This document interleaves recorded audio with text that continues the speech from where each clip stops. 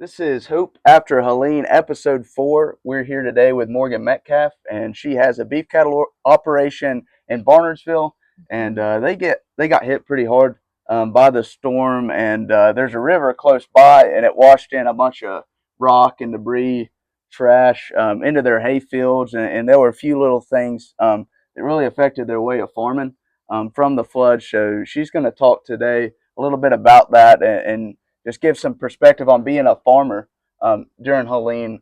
So Morgan, thanks for coming on today. Yeah, thanks, Hayden, for having me.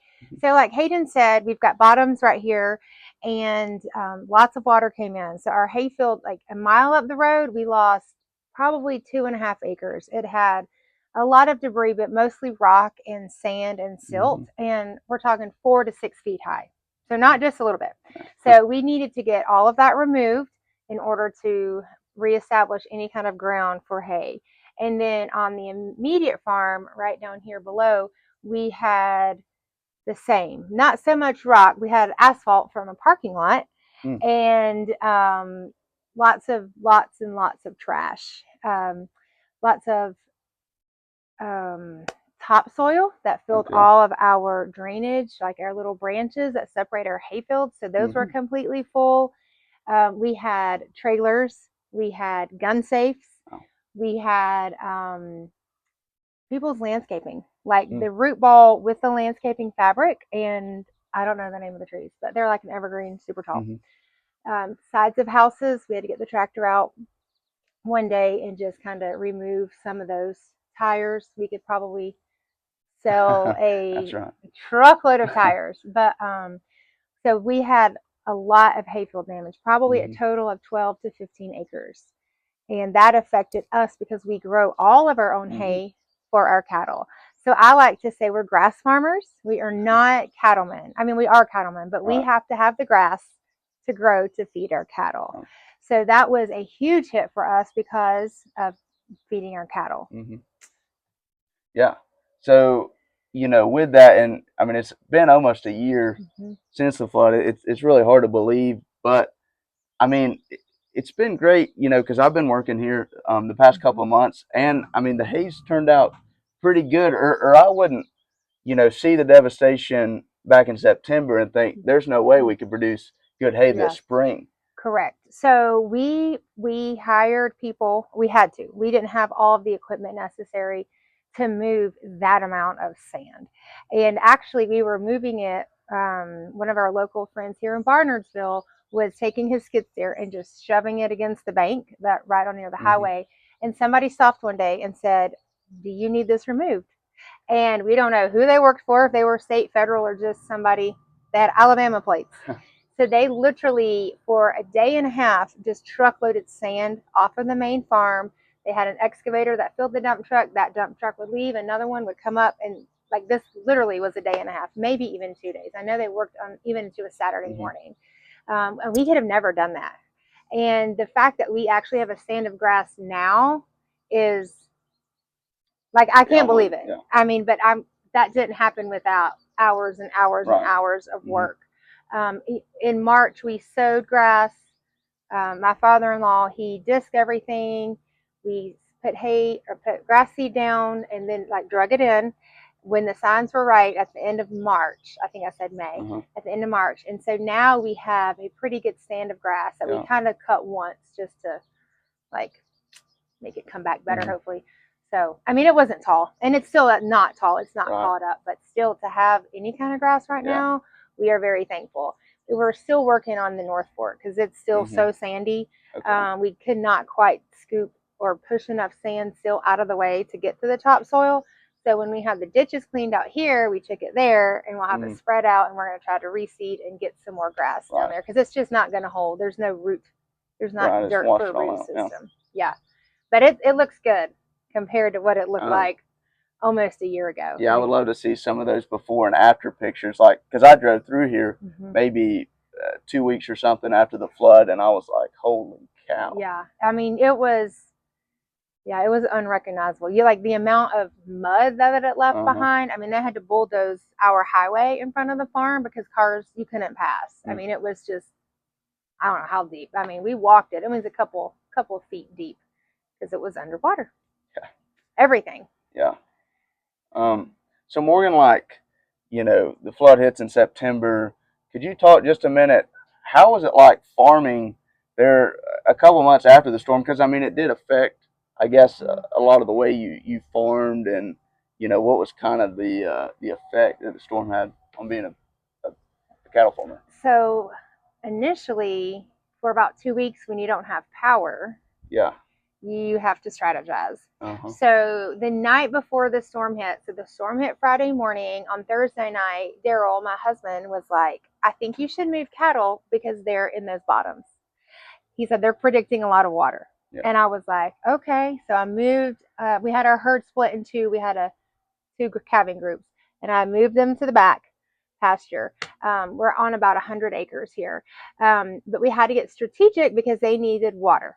Mm-hmm. And I felt we are super fortunate because we have, since we're such an old farm, we were here established since 1918 is when Daryl's great grandfather moved here from Madison County. Mm-hmm. So we have old concrete watering tanks that are gravity fed.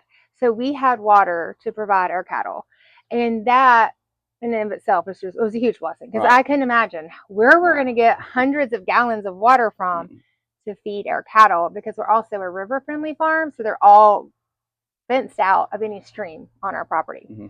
So that was a huge kind of, not setback, but in a way we had to figure out how to farm. Mm-hmm. And we also had several trees down, and we had lots of trees down, but we had to get our exterior fences corrected very quickly so nothing, one, could come in kind of, because we have some neighboring cattle, but also to keep our cattle in. So we had to get those remedied very quickly. But since we lost we had all the debris and the mud and the murk and all the things in our hayfield on the farm, we didn't have anywhere to fall graze. So we're rotational grazers, which means we move our cattle every few days, depending on the paddock size. So some hold for a day and some are 3 days. But in the fall, we stockpile our grass so we can put our cattle down there. Mm-hmm. Well, you can't put cattle on mud and dirt. And we have a restaurant that's above us. Excuse me. They had all their forks and knives and their ketchup packages and mustard. I mean, it was fun things that we found. Not fun, but I mean, you gotta be lighthearted now. Right. So something like that. We found a DVD collection. Anyway, so we had to figure out, hey, like, how are we going to, now we're short because we can't, feed our cattle this grass. So we were actually fortunate to get some loads of hay from suppliers. Like, we had a guy from South Carolina and Cherokee that donated 2 loads of hay for us. So that kind of helped solve our initial loss of all the hay fields, and it provided food. How else did it change our operation?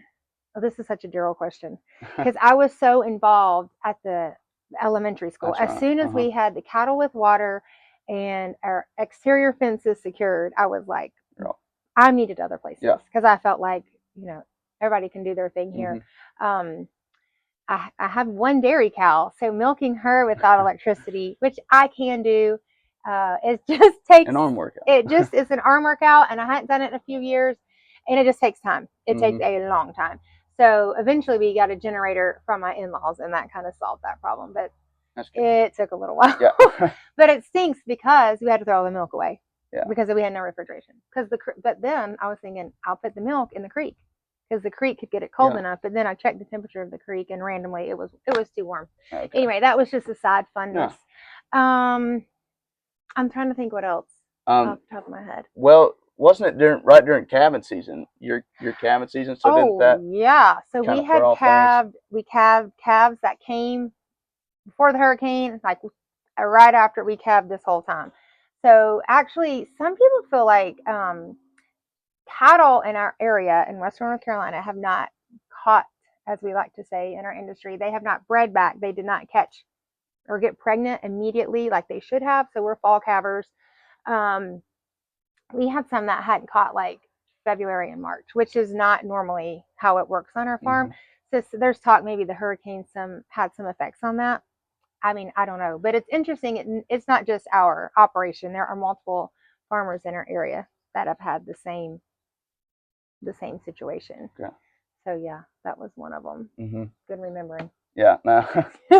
Well, I mean, that was, I mean, a lot of, as farmers, and like you said, kind of adaptability. And I mean, you never think that, and then loss of power and trying to get things together. And then, you were definitely working hard at Barnesville Elementary and helping the community in a lot of ways. So, that's felt, and we appreciate it. But, Oh yeah. as we kind of wrap this up, conclude, what would be a piece of advice or encouragement that you would give to a community that, maybe got hit with something like we did with Helene, and maybe particularly like kind of in the farming industry?